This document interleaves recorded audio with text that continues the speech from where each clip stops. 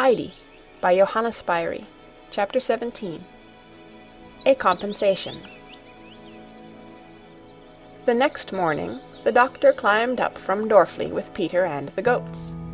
The kindly gentleman tried now and then to enter into conversation with the boy, but his attempts failed, for he could hardly get a word out of Peter in answer to his questions.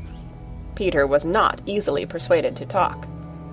So the party silently made their way up to the hut, where they found Heidi awaiting them with her 2 goats, all 3 as fresh and lively as the morning sun among the mountains. "Are you coming today?" said Peter, repeating the words with which he daily greeted her, either in question or in summons. "Of course I am, if the doctor is coming too," replied Heidi. Peter cast a sidelong glance at the doctor. The grandfather now came out with the dinner bag, and after bidding good day to the doctor, he went up to Peter and slung it over his neck. It was heavier than usual, for Alm Uncle had added some meat today, as he thought the doctor might like to have his lunch out and eat it when the children did. Peter gave a grin, for he felt sure there was something more than ordinary in it. And so the ascent began. The goats, as usual, came thronging around Heidi, each trying to be nearest her, until at last she stood still and said, "Now you must go on in front and behave properly, and not keep on turning back and pushing and poking me, for I want to talk to the doctor." And she gave Schneehupli a little pat on the back, and told her to be good and obedient. By degrees she managed to make her way out from among them and joined the doctor, who took her by the hand. He had no difficulty now in conversing with his companion, for Heidi had a great deal to say about the goats and their peculiarities, and about the flowers and the rocks and the birds, and so they clambered on and reached their resting place before they were aware.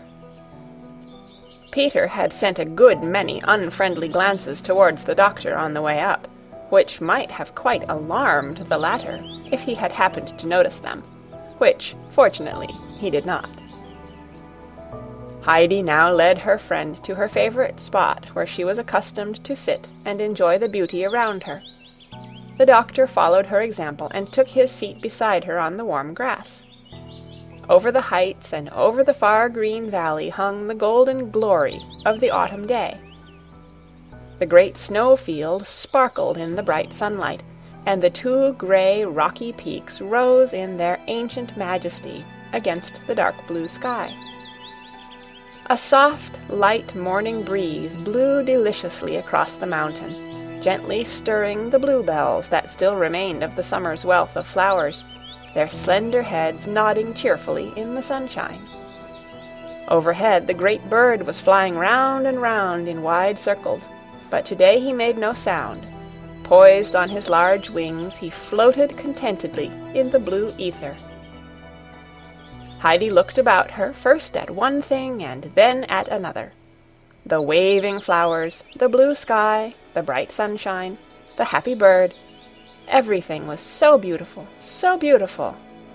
Her eyes were alight with joy. And now she turned to her friend to see if he too were enjoying the beauty. The doctor had been sitting thoughtfully gazing around him.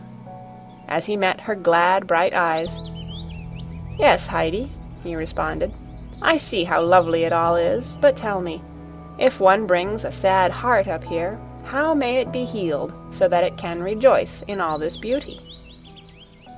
"Oh, but," exclaimed Heidi, "no one is sad up here, only in Frankfurt." The doctor smiled, and then growing serious again, he continued, "But supposing one is not able to leave all the sadness behind at Frankfurt, can you tell me anything that will help then?" "When you do not know what more to do, you must go and tell everything to God," answered Heidi with decision. "Ah, that is a good thought of yours, Heidi," said the doctor. "But if it is God himself who has sent the trouble, what can we say to him then?" Heidi sat pondering for a while. She was sure in her heart that God could help out of every trouble. She thought over her own experiences, and then found her answer. "Then you must wait," she said, "and keep on saying to yourself, 'God certainly knows of some happiness for us, which he is going to bring out of the trouble, only we must have patience, and not run away.' And then all at once something happens, and we see clearly ourselves that God has had some good thought in his mind all along. But because we cannot see things beforehand, and only know how dreadfully miserable we are, we think it is always going to be so." "That is a beautiful faith, child, and be sure you hold it fast," replied the doctor. Then he sat on a while in silence, looking at the great overshadowing mountains and the green sunlit valley below, before he spoke again. "Can you understand, Heidi, that a man may sit here with such a shadow over his eyes that he cannot feel and enjoy the beauty around him, while the heart grows doubly sad, knowing how beautiful it could be? Can you understand that?" A pain shot through the child's young, happy heart. The shadow over the eyes brought to her remembrance the grandmother, who would never again be able to see the sunlight and the beauty up here. This was Heidi's great sorrow, which reawoke each time she thought about the darkness. She did not speak for a few minutes, for her happiness was interrupted by this sudden pang. Then, in a grave voice, she said, "Yes, I can understand it, and I know this, that then one must say one of grandmother's hymns, which bring the light back a little, and often make it so bright for her that she is quite happy again. Grandmother herself told me this." "Which hymns are they, Heidi?" asked the doctor. "I only know the one about the sun and the beautiful garden, and some of the verses of the long one, which are favorites with her, and she always likes me to read them to her 2 or 3 times over," replied Heidi. "Well, say the verses to me, then. I should like to hear them too." And the doctor sat up in order to listen better. Heidi put her hands together and sat collecting her thoughts for a second or two. "Shall I begin at the verse that grandmother says gives her a feeling of hope and confidence?" The doctor nodded his assent, and Heidi began. "Let not your heart be troubled, nor fear your soul dismay. There is a wise defender, and he will be your stay. Where you have failed, he conquers. See how the foeman flies, and all your tribulation is turned to glad surprise. If for a while it seemeth his mercy is withdrawn, that he no longer careth for his wandering child forlorn, doubt not his great compassion, his love can never tire. To those who wait in patience, he gives their heart's desire." Heidi suddenly paused. She was not sure if the doctor was still listening. He was sitting motionless with his hand before his eyes. She thought he had fallen asleep. When he awoke, if he wanted to hear more verses, she would go on. There was no sound anywhere. The doctor sat in silence, but he was certainly not asleep. His thoughts had carried him back to a long past time. He saw himself as a little boy, standing by his dear mother's chair. She had her arm round his neck, and was saying the very verses to him that Heidi had just recited, words which he had not heard now for years. He could hear his mother's voice, and see her loving eyes resting upon him, and as Heidi ceased, the old dear voice seemed to be saying other things to him, and the words he heard again must have carried him far, far away, for it was a long time before he stirred or took his hand from his eyes. When at last he roused himself, he met Heidi's eyes looking wonderingly at him. "Heidi," he said, taking the child's hand in his, "that was a beautiful hymn of yours." And there was a happier ring in his voice as he spoke. "We will come out here together another day, and you will let me hear it again." Peter, meanwhile, had had enough to do in giving vent to his anger. It was now some days since Heidi had been out with him, and when at last she did come, there she sat the whole time beside the old gentleman, and Peter could not get a word with her. He got into a terrible temper, and at last went and stood some way back behind the doctor, where the latter could not see him, and doubling his fist made imaginary hits at the enemy. Presently he doubled both fists, and the longer Heidi stayed beside the gentleman, the more fiercely did he threaten with them. Meanwhile the sun had risen to the height which Peter knew pointed to the dinner hour. All of a sudden he called at the top of his voice, "It's dinner time!" Heidi was rising to fetch the dinner bag so that the doctor might eat his where he sat, but he stopped her, telling her he was not hungry at all, and only cared for a glass of milk, as he wanted to climb up a little higher.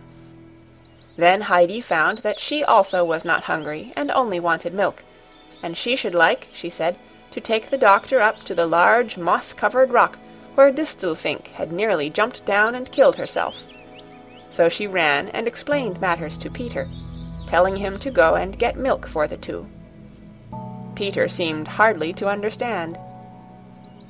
"Who is going to eat what is in the bag, then?" he asked. "You can have it," she answered. "Only first make haste and get the milk." Peter had seldom performed any task more promptly, for he thought of the bag and its contents, which now belonged to him. As soon as the other two were sitting quietly drinking their milk, he opened it, and quite trembled for joy at the sight of the meat, and he was just putting his hand in to draw it out when something seemed to hold him back. His conscience smote him at the remembrance of how he had stood with his doubled fists behind the doctor, who was now giving up to him his whole good dinner. He felt as if he could not now enjoy it. But all at once he jumped up and ran back to the spot where he had stood before, and there held up his open hands as a sign that he had no longer any wish to use them as fists, and kept them up until he felt he had made amends for his past conduct. Then he rushed back and sat down to the double enjoyment of a clear conscience and an unusually satisfying meal. Heidi and the doctor climbed and talked for a long while, until the latter said it was time for him to be going back, and no doubt Heidi would like to go and be with her goats. But Heidi would not hear of this, as then the doctor would have to go the whole way down the mountain alone. She insisted on accompanying him as far as the grandfather's hut, or even a little further. She kept hold of her friend's hand all the time, and the whole way she entertained him with accounts of this thing and that, showing him the spots where the goats loved best to feed, and others where in summer the flowers of all colors grew in greatest abundance. She could give them all their right names, for her grandfather had taught her these during the summer months. But at last the doctor insisted on her going back, so they bid each other good night, and the doctor continued his descent, turning now and again to look back, and each time he saw Heidi standing on the same spot and waving her hand to him. Even so in the old days had his own dear little daughter watched him when he went from home. It was a bright, sunny autumn month. The doctor came up to the hut every morning, and thence made excursions over the mountain. Alm Uncle accompanied him on some of his higher ascents, when they climbed up to the ancient storm-beaten fir trees, and often disturbed the great bird which rose startled from its nest, with the whirl of wings and croakings very near their heads. The doctor found great pleasure in his companion's conversation, and was astonished at his knowledge of the plants that grew on the mountain. He knew the uses of them all, from the aromatic fir trees and the dark pines with their scented needles, to the curly moss that sprang up everywhere about the roots of the trees, and also the smallest plant and tiniest flower. He was as well versed also in the ways of the animals, great and small, and had many amusing anecdotes to tell of these dwellers in caves and holes and in the tops of the fir trees. And so the time passed pleasantly and quickly for the doctor, who seldom said good-bye to the old man at the end of the day without adding, "I never leave you, friend, without having learnt something new from you." On some of the very finest days, however, the doctor would wander out again with Heidi, and then the two would sit together as on the first day, and the child would repeat her hymns and tell the doctor things which she alone knew. Peter sat at a little distance from them, but he was now quite reconciled in spirit, and gave vent to no angry pantomime. September had drawn to its close, and now one morning the doctor appeared looking less cheerful than usual. It was his last day, he said, as he must return to Frankfurt, but he was grieved at having to say good-bye to the mountain, which had begun to feel quite like home. Uncle, on his side, greatly regretted the departure of his guest, and Heidi had been now accustomed for so long to see her good friend every day that she could hardly believe the time had suddenly come to separate. She looked up at him in doubt, taken by surprise, but there was no help.